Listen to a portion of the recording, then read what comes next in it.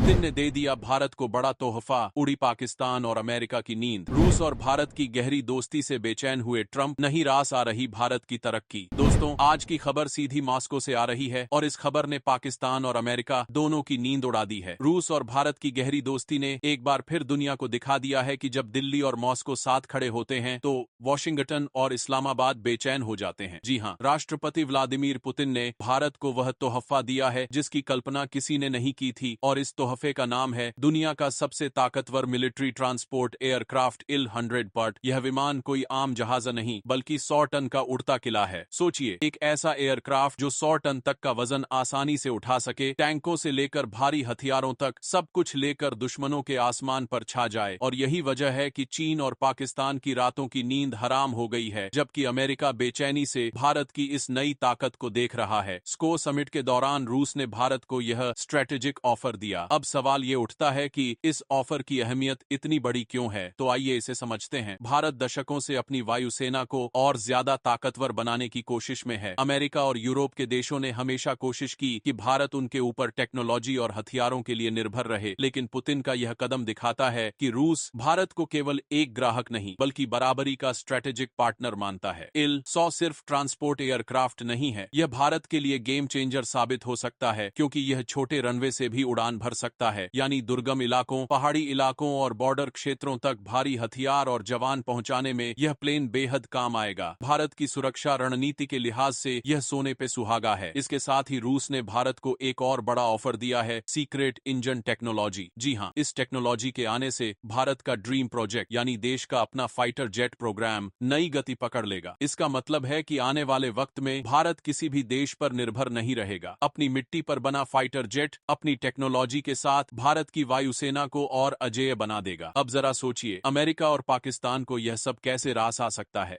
America, जो हमेशा चाहता था कि भारत उसके शर्तों पर हथियार खरीदे, अब देख रहा है कि भारत रूस से सीधे ऐसे सौदे कर रहा है जो उसकी पकड़ ढीली कर रहे हैं। ट्रंप प्रशासन को सबसे ज्यादा तकलीफ इसी बात से है। अमेरिका को डर है कि भारत और रूस की बढ़ती नजदीकी एशिया में उसके प्रभाव को कमजोर कर रही है। भारत, रूस और चीन मिलकर अगर किसी रणनीतिक साझेदारी की तरफ बढ़ते हैं तो वॉशिंगटन का वर्चस्व सीधे चुनौती में पड़ जाएगा। कल्पना कीजिए, जब भारतीय वायुसेना के पास ऐसे उड़ते किले होंगे तो किसी भी दुश्मन देश के लिए यह जानना मुश्किल हो जाएगा कि भारत कब, कहां और कैसे जवाब देगा। लोग कह रहे हैं, पुतिन का तोहफा, भारत की ताकत। ट्विटर पर फ्लाइंग फोर्ट्रेस इंडिया ट्रेंड करने लगा। कई यूजर्स ने लिखा, अब पाकिस्तान की हालत खराब और अमेरिका का खेल खत्म।